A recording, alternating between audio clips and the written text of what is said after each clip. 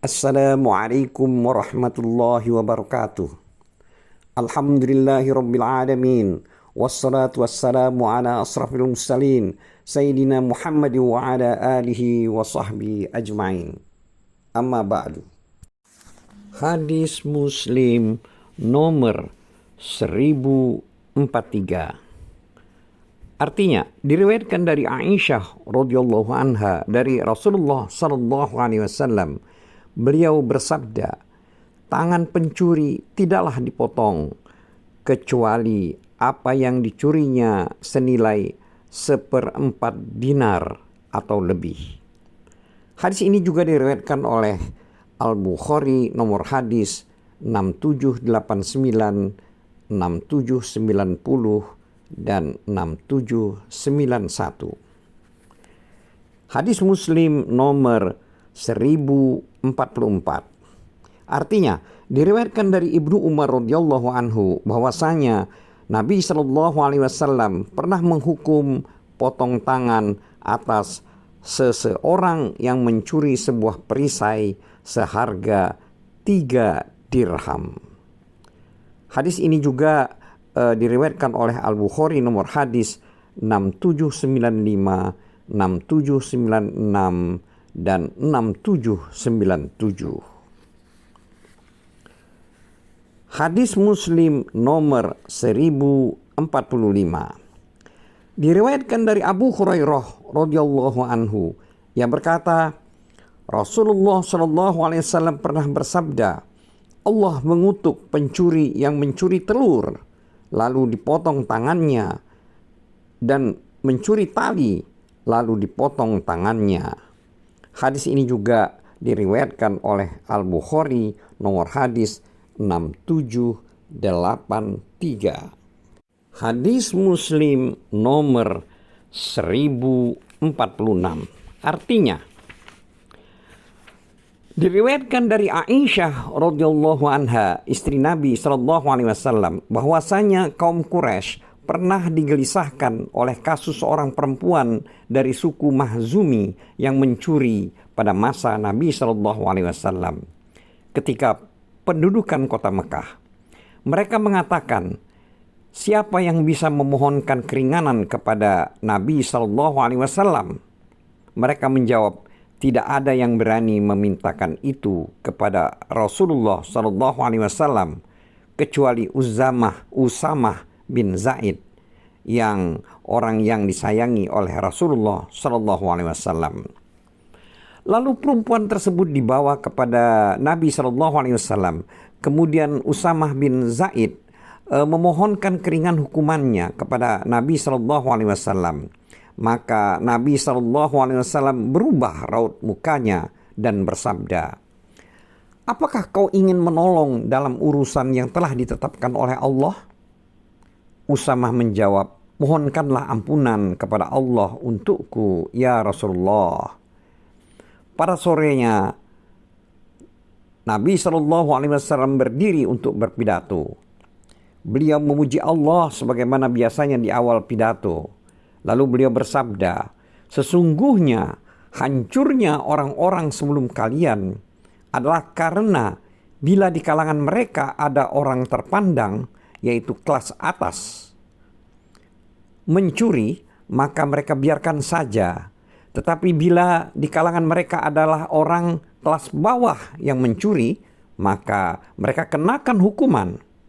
Demi Allah yang menguasai diriku, sesungguhnya seandainya Fatimah binti Muhammad mencuri, maka pasti akan aku potong tangannya. Setelah itu beliau memerintahkan agar perempuan yang mencuri tersebut dipotong tangannya. Maka dipotonglah tangan perempuan itu. Kata Aisyah, setelah itu perempuan tersebut benar-benar bertaubat, lalu dia menikah. Setelah itu perempuan itu pernah datang kepadaku, lalu aku sampaikan keperluannya kepada Nabi Shallallahu Alaihi Wasallam. Hadis ini juga diriwayatkan oleh Al-Bukhari nomor hadis 4304. Hadis nomor 1047. Artinya, diriwayatkan dari Hudain bin Munzir, ayah Sasan. Ia berkata, saya pernah menyaksikan seorang laki-laki dibawa kepada Utsman bin Affan radhiyallahu anhu setelah sholat subuh 2 rakaat. Lalu Utsman bertanya, apakah kalian membawa bukti atau saksi? Maka ada 2 orang yang memberikan kesaksian. Yang satu adalah Humran yang bersaksi bahwa lelaki tersebut telah minum khamar. Ada saksi yang lain mengatakan bahwa ia melihat lelaki itu muntah-muntah. Kata Utsman, lelaki itu tidaklah muntah kecuali setelah minum khamar. Maka Utsman mengatakan, hai Ali, berdirilah lalu cambuklah dia. Kata Ali, hai Hasan, berdirilah lalu cambuklah dia. Hasan menjawab, alihkan tugas mencambuk dari orang yang panas karena melihat peminum khamar kepada orang lain yang berpikiran dingin. Sepertinya Hasan marah kepada lelaki yang minum khamar tersebut. Kata Ali, hai Abdullah bin Ja'far, berdirilah lalu cambuklah dia. Maka Abdullah bin Ja'far mencambuknya, sedangkan Ali radhiyallahu anhu menghitung cambukannya sampai mencapai 40 kali. Lalu Ali mengatakan, hentikan. Kemudian Ali radhiyallahu anhu mengatakan, Nabi SAW pernah mencambuk 40 kali. Abu Bakar radhiyallahu anhu juga pernah mencambuk 40 kali. Dan Umar radhiyallahu anhu pernah mencambuk 80 kali. Masing-masing tersebut adalah sunnah, sedangkan yang 40 kali ini aku senangi. Hadis Muslim nomor 1048. Artinya, diriwayatkan dari Ali radhiyallahu anhu, ia berkata, tidaklah aku melaksanakan eksekusi sampai si terhukum mati. Lalu aku merasa tidak enak, melainkan dia adalah peminum khamar. Karena jika ia mati, maka aku harus membayar diat kepada ahli waris si terhukum. Sebab Nabi SAW tidak mengajarkan hukuman cambuk sampai mati bagi peminum khamar. Hadis ini juga diriwayatkan oleh Al-Bukhari nomor hadis 6778. Hadis Muslim nomor 1049.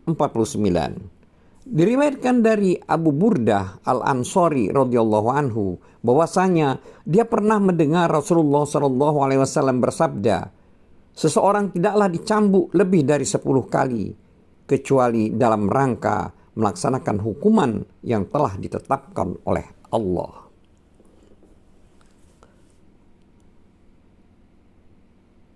Hadis Muslim nomor 1050. Diriwayatkan dari Ubadah bin Asyamir radhiyallahu anhu, ia berkata, Rasulullah SAW menegaskan larangan kepada kami sebagaimana larangan yang beliau tegaskan kepada wanita, yaitu kami tidak boleh menyekutukan sesuatu dengan Allah.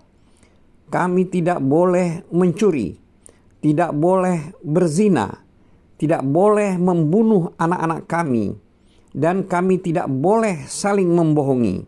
Barang siapa konsisten dalam menghindari larangan itu, maka Allah lah yang menanggung pahalanya. Barang siapa berbuat pelanggaran lalu dilaksanakan hukuman padanya, maka hukuman tersebut menjadi penghapus dosanya. Dan barang siapa berbuat pelanggaran lalu ditutupi oleh Allah, maka urusannya terserah pada Allah.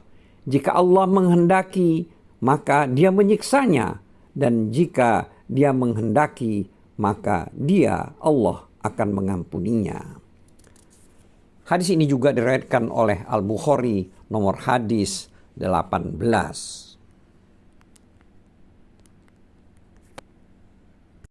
Wallahu a'lam bissawab.